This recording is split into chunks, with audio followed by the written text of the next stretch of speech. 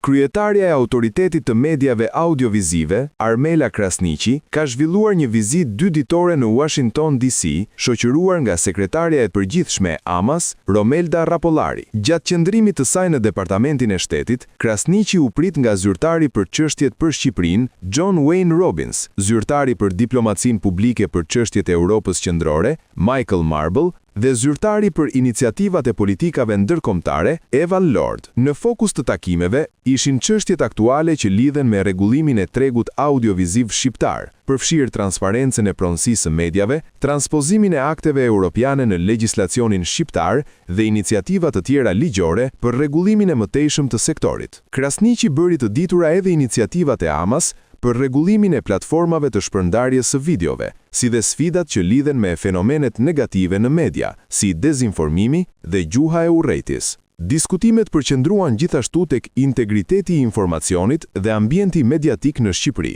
Vizita e dytë në Departamentin e Shtetit, pas 4 vitesh, rikonfirmoi urat e bashkëpunimit dhe mbështetjen për iniciativat ligjore dhe jo vetëm që synojnë rregullimin e tregut mediatik shqiptar.